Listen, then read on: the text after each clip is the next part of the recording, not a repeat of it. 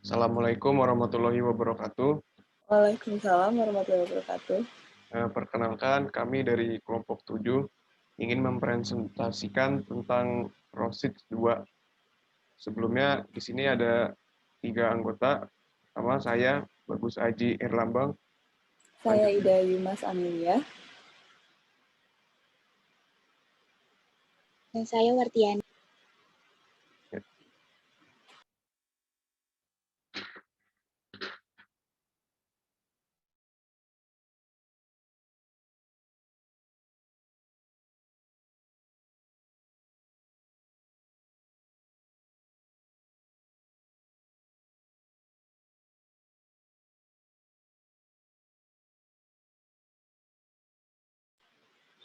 Silahkan Tia, dimulai. Baik, yang pertama yang akan kita jelaskan di sini adalah pengenalan tentang ROSID. Jadi, ROSID itu merupakan bagian dari kelompok Eudicot yang sangat besar. Eudicot sendiri itu kelompok tumbuhan Angiosperma yang memiliki dikotiledon yang sangat berlimpah di alam semesta. Angiosperma itu merupakan tumbuhan biji tertutup. Lalu ciri-ciri ROSID itu memiliki perianth yang menyatu. Perianth itu bagian non-reproduksi bunga seperti kelopak dan mahkota, dan memiliki benang sari lebih besar dari kelopak atau mahkotanya. Umumnya ROSID ini memiliki biteknik. Biteknik ini 2 lapisan integumen di ovulum dan crasinoselat ovul. Jadi biteknik dan crasinoselat ini yang membedakan dengan asterid. Asterid itu merupakan salah satu kelompok Eudicot juga. ROSID memiliki 16 ordo yang terbagi menjadi 2, yaitu Fabids dan Malphids. Ordo yang termasuk Fabids itu ada Zygopilales, Celastrales, Malpighiales, Oxalidales, Fabales, Rosales, Cucurbitales, dan Vagales. Ordo yang termasuk Malphids itu ada Geraniales, Myrtales, Chrysosomatales, Picramniales, Sapindales, Huerteales, Dracisales, dan Malvales. Yang akan dibahas pada kesempatan kali ini adalah Vagales yang termasuk Fabids, lalu Dracisales, Chrysosomatales, Geraniales, Myrtales, Malvales, dan Sapindales yang termasuk Malphids. Tumbuhan ROSID ini banyak digunakan sebagai obat-obatan, tanaman hias, dan sebagai sumber makanan.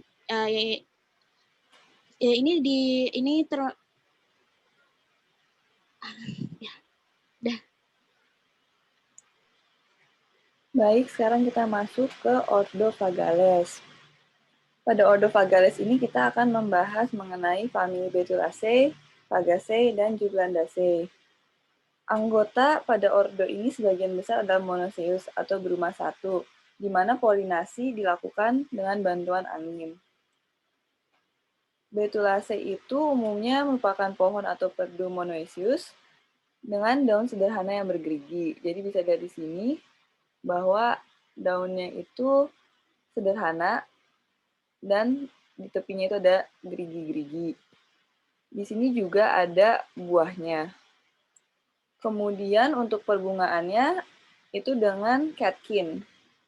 Jadi catkin ini kumpulan-kumpulan bunga, di mana catkin untuk yang jantan itu lebih panjang dan menggantung, sedangkan catkin betina itu kecil yang bisa menggantung atau berdiri tegak. Ini ada kecil banget tapi di sini.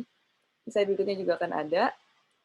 Masing-masing catkin ini memiliki banyak 1-3 bunga dengan bracted dikasia. Buahnya dari Betulaceae ini berupa kacang atau samara bersayap 2. Jadi untuk bunganya sendiri itu perianthnya ada 1-6, di mana anternya itu terdiri dari 1 sampai tak terhingga, di mana tak terhingga ini lebih dari 12 tentunya.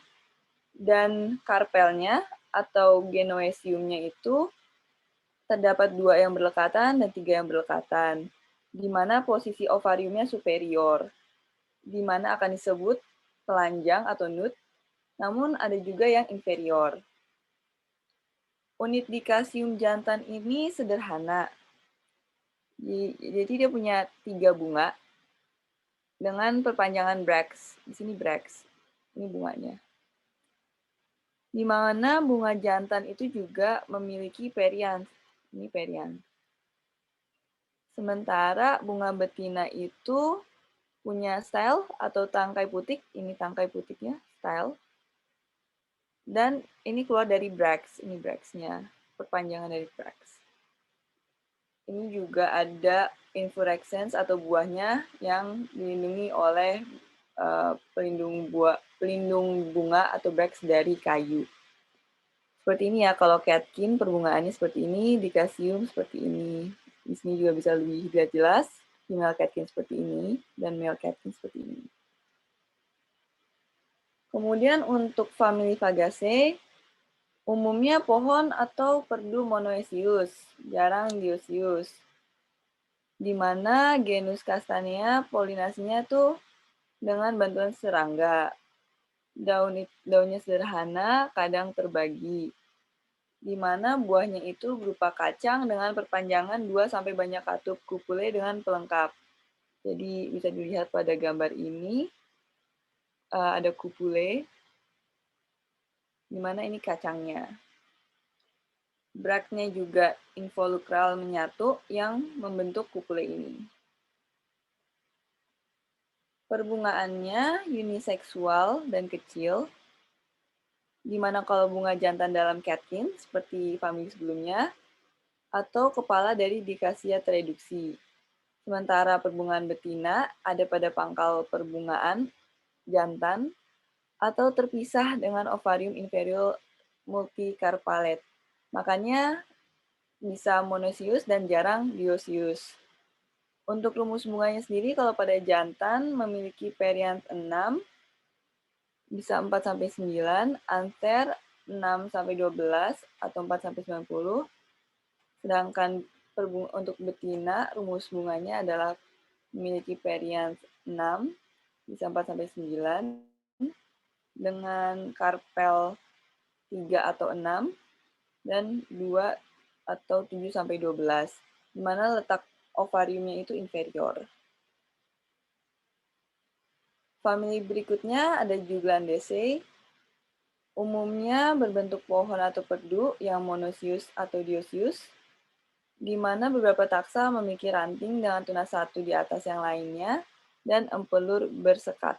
Jadi yang dimaksud memiliki tunas satu di atas yang lainnya ini buds superposed, dan empelur bersekat ini adalah pith diaphragm.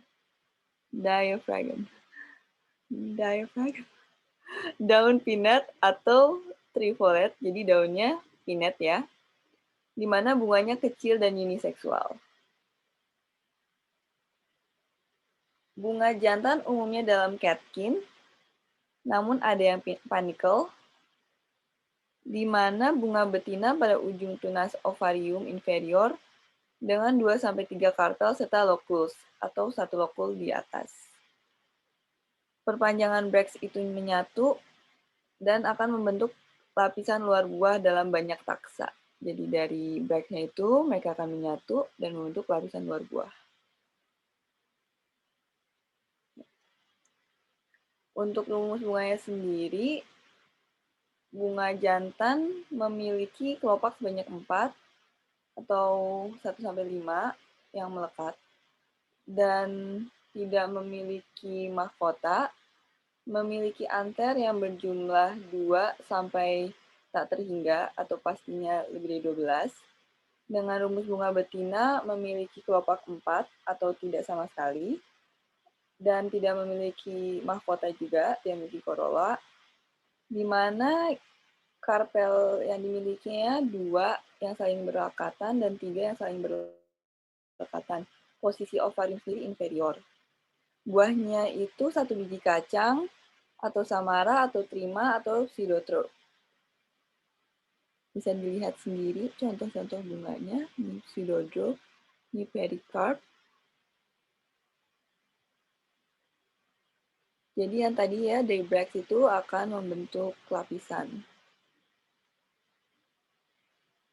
Peran Ordo Fagales sendiri, khususnya pada famili Betulaceae, Dia merupakan kelompok famili penghasil kayu atau lumber, di mana menghasilkan juga makanan berupa kacang. Pada penelitian Armstrong tahun 2018, Corylus cornuta menghasilkan kacang hazel yang merupakan makanan yang kaya akan protein dan lemak tak jenuh. Kemudian pada famili Fagaceae, biji sebagai makanan dan pohon kayu yang salah satunya digunakan dalam pembuatan lantai kayu. Dan Geoglandaceae digunakan sebagai kayu dalam perabotan, misalnya dari genus Carya. Jadi pada ordo Phagales ini memang kebanyakan bijinya berupa kacang, makanya banyak digunakan sebagai makanan. Adapun pohonnya juga kebanyakan digunakan sebagai kayu untuk bangunan.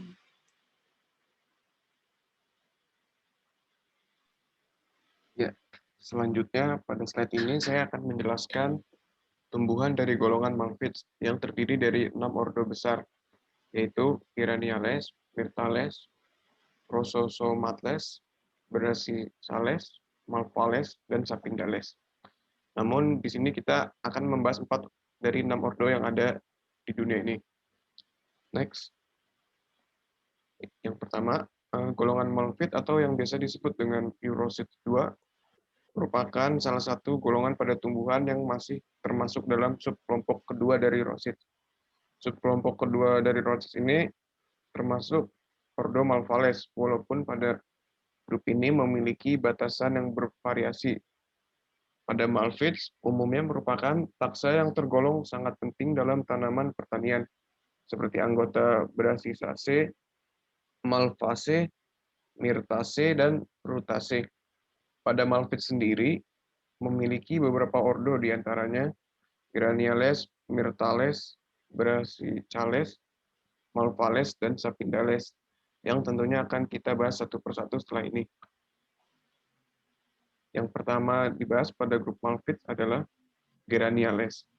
Pada ordo Geraniales ini memiliki beberapa famili, antara lain Erythroxylaceae, Linaceae, Oxalidaceae,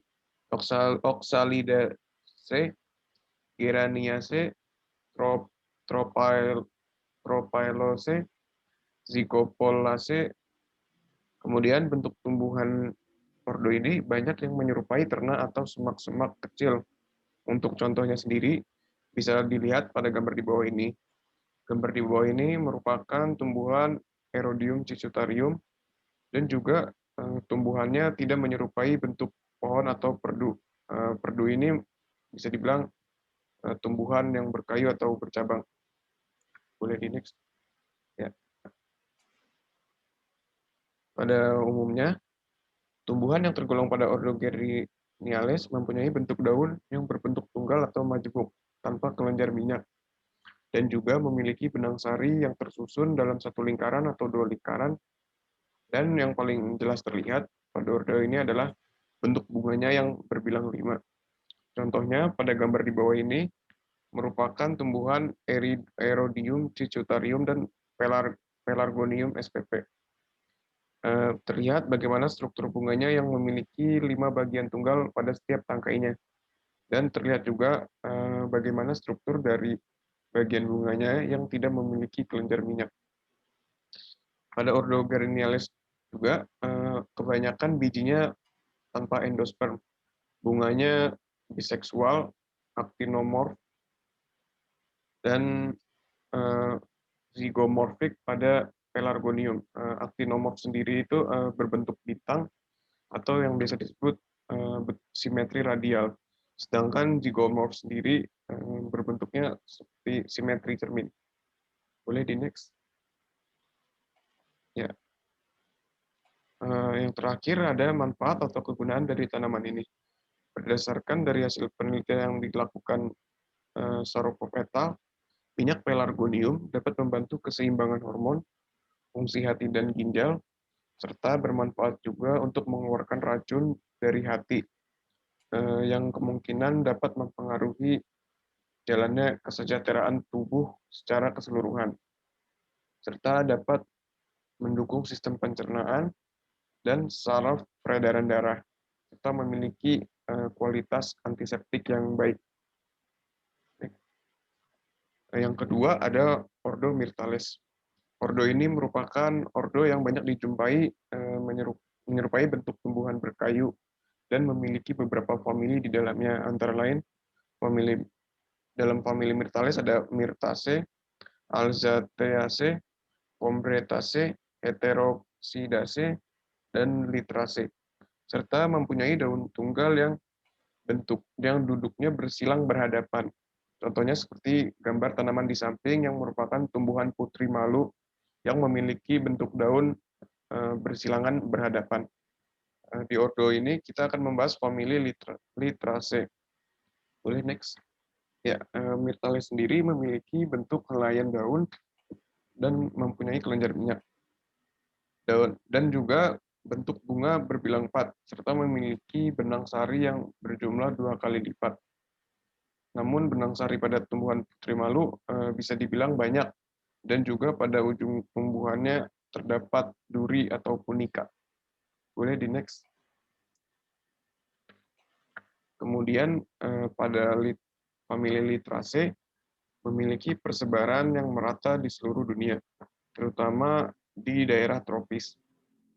Berdasarkan penelitian yang dilakukan Graham AS 2015, D5 memiliki kegunaan atau digunakan sebagai obat dan merupakan pohon buah yang penting.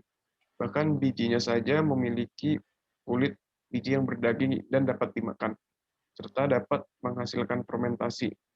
Dan juga pada penelitian ini disebutkan bahwa dalam bidang kesehatan dapat digunakan juga untuk membersihkan darah kotor pada manusia. Next. Yang terakhir ada ordo Chrososomatles, atau ordo ini memiliki beberapa famili, antara lain famili Chrosomatles itu ada Chrysosomataceae, Stachyrraceae, Staphylaceae, Guamatelaceae, Apoilaceae, Gesolomataceae, Ixerbaceae, dan Strasburgiaceae. Namun pada ordo ini kita akan membahas tentang famili Chrysosomataceae.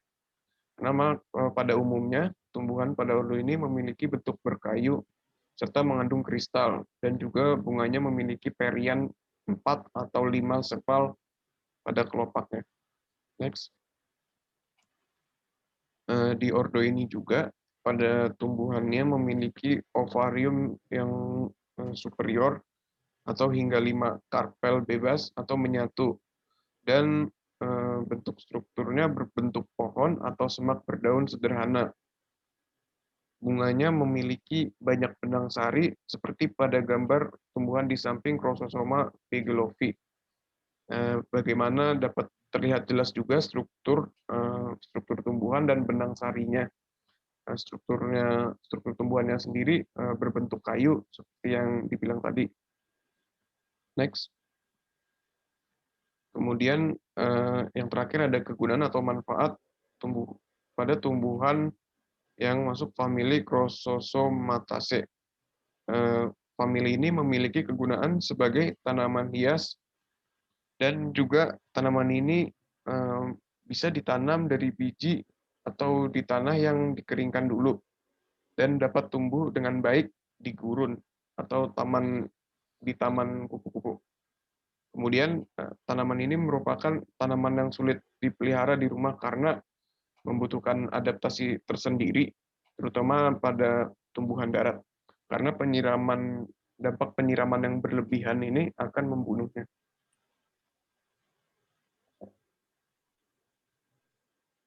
Kemudian ada ordo Brassicales.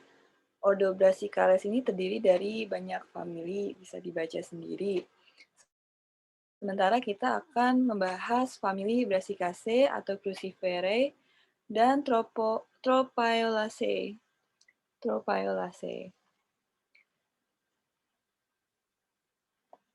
Ordo ini umumnya disatukan karena memiliki senyawa sekunder glukosinolat. Glukosinolat ini, bisa dilihat strukturnya seperti ini, berfungsi untuk mencegah dimakan herbivore dan parasitisme, Sementara itu, glukosinolat ini juga berfungsi sebagai agen perasa dalam anggota brassicase yang dikomersialkan. Contohnya ada seperti brokoli, kembang kol, dan mustard. Ya, kecap saus mustard itu ya. Pada famili Brassicaceae atau Cruciferae, herb atau tanaman obat itu jarang perdu yang hermafrodit dan daun sederhana. Buahnya dehiscent yang bisa terbuka dengan 2 katup dan ada replum, di mana bentuknya itu bisa silik atau silikel. Jadi bisa dilihat silik bentuknya seperti ini, sementara silikel itu seperti ini, bulat ya. Di mana replum itu garis semu yang memisahkan 2 katup ini. Di sini juga ada replum. Sementara pada famili ini perbungaannya raceme. Raceme itu percabangan seperti ini ya. Di mana bunga ini jarang soliter aksilari. Bunga dari famili ini juga biseksual dan jarang uniseksual. Di sini juga bisa dilihat bahwa korolanya cruciate.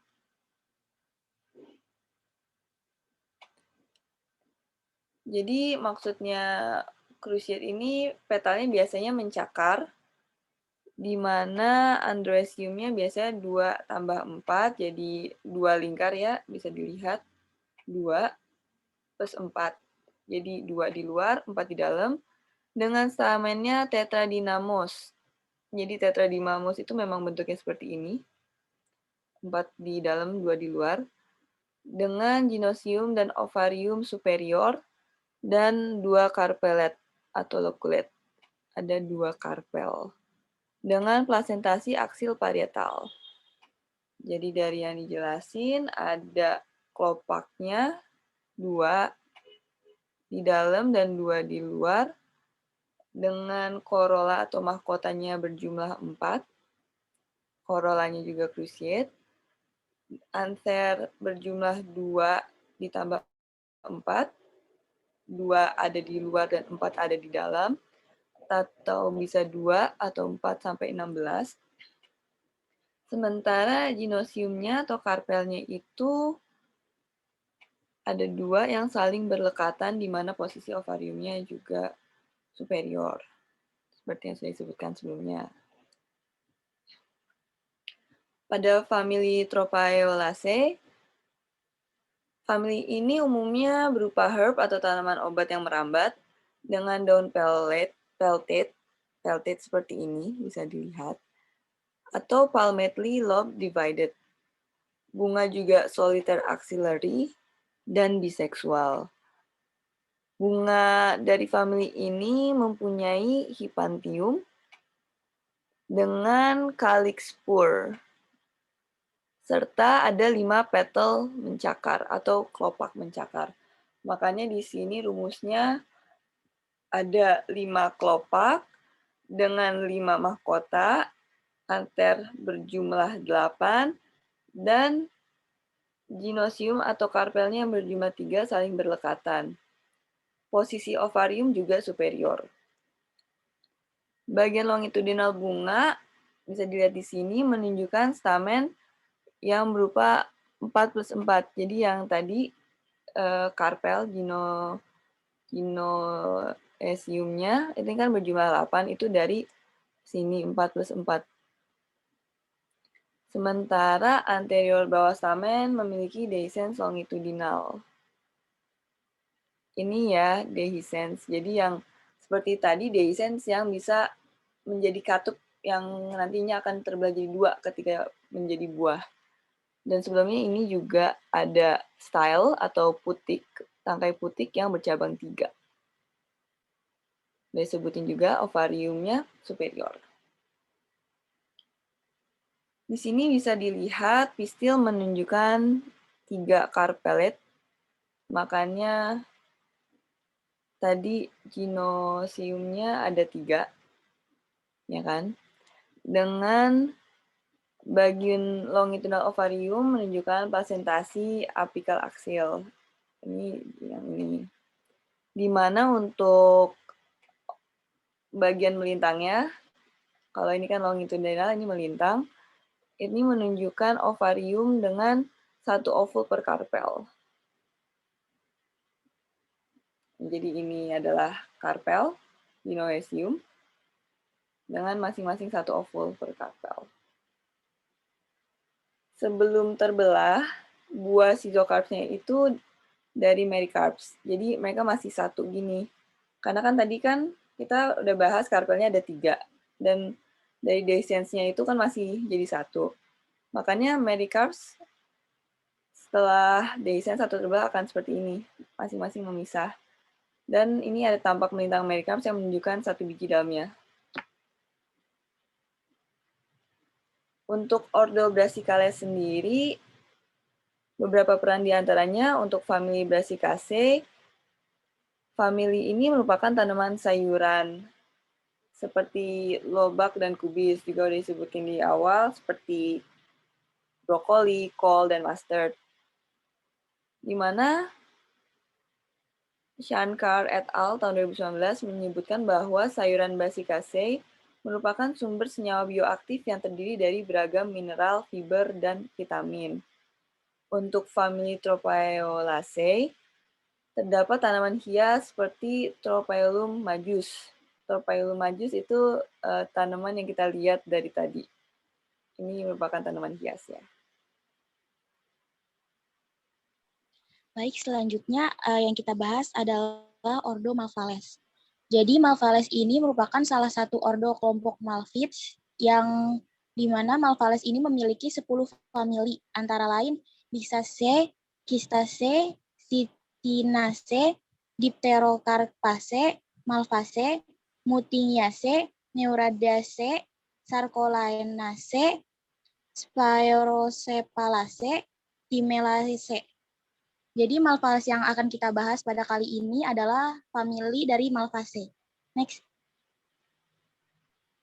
Malvaceae ini memiliki ciri-ciri yaitu tumbuhan hemafrodit, yaitu memiliki 2 organ kelamin, merupakan tanaman herba, semak belukar, atau pohon. Bunganya itu biseksual, yaitu mempunyai 2 jenis kelamin bunga pada satu tanaman. Itu kebanyakan aktinomorfik dan hipogini. Aktinomorfik sendiri itu bunga yang kelopaknya diatur secara simetris radial. Sementara hipogini itu ovarium terletak di atas lingkaran bunga. Lalu kaliksnya terdiri dari 5 sepal apocephalus dan biasanya tidak lebih dari 3-4.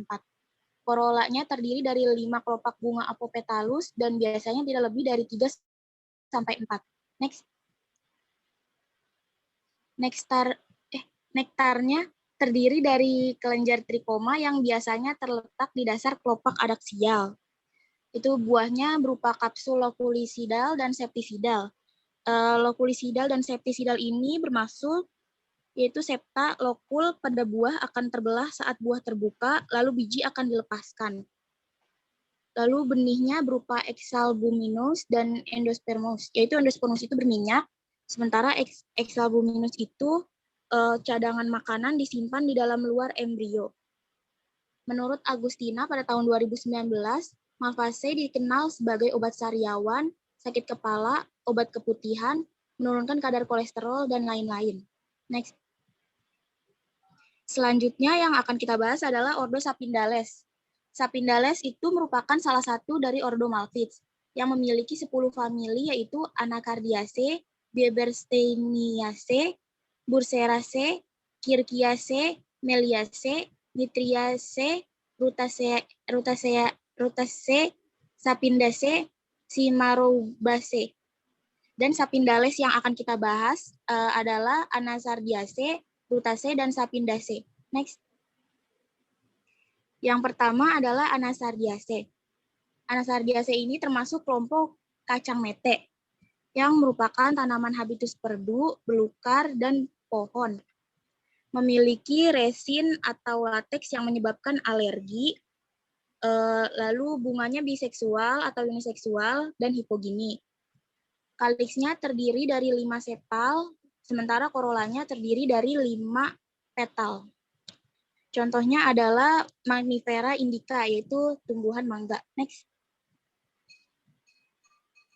Anasardiaceae dimanfaatkan sebagai sumber makanan karena termasuk kacang-kacangan, yaitu seperti kacang pistasio dan kacang mete, dan juga mangga. Next. Selanjutnya adalah Rutaceae. Rutaceae ini termasuk ke dalam kelompok sitrus seperti jeruk, yang merupakan tanaman perdu berbentuk pohon kayu dengan batang dan ranting. Bunganya biseksual dan dia hipogini. Buahnya schizocarp, yaitu buah berjumlah sama dengan daun buah, berupa drupa. Drupa itu buah berbiji tunggal dengan lapisan keras seperti palm, lalu berry, dan hesperidium. Hesperidium itu buah yang memiliki 3 lapis dinding buah seperti jeruk. Kaliksnya apocephalus atau syncephalus dengan 4-5, yang biasanya tidak lebih dari 2-3 sepal. Korolanya apopetalus atau sympethalus dengan 4-5 petal. Next. Rutaceae ini tersebar di seluruh dunia, namun dia tumbuh subur di negara iklim tropis. Buah Rutaceae ini berfungsi sebagai sumber vitamin seperti jeruk, lemon, dan jeruk nipis, dan sebagai pendorong ekonomi negara karena buah Rutaceae mengalami impor dan ekspor. Next. Yang terakhir ini adalah Sapindaceae. Sapindaceae ini termasuk ke dalam kelompok Soapberry. Itu merupakan tanaman perdu berbentuk pohon herba yang merambat dan memiliki semak belukar. Next. Daunnya sederhana dan majemuk. Bijinya berkulit dan berdaging. Lalu beberapa taksa memiliki kandungan sabun seperti tumbuhan Sapindus saponaria atau sabun India. Next. Kaliksnya apocephalus atau syncephalus dengan 4-5 sepal, sementara korolanya apopetalus dengan 4-5 petal. Next. Jenis Sapindus rarak atau yang terkenal dengan nama klerek bermanfaat sebagai pencuci batik dan sampo. Sementara menurut Danarto pada tahun 2020, jenis Tilicium decipiens itu bermanfaat sebagai penghijau di taman kota. Berikut daftar pustaka dari sumber-sumber penelitian yang kami ambil. Ada Agustina tahun 2019, Armstrong et al. 2018, Danarto tahun 2020, Graham and Graham tahun 2015, Huda et al. Tahun 2020, Shankar et al. Tahun 2019, dan Sharpov et al. Tahun 2014. Sekian, terima kasih.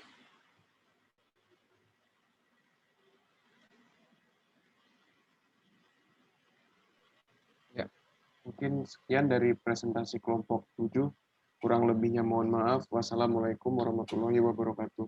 Waalaikumsalam warahmatullahi wabarakatuh. Terima kasih.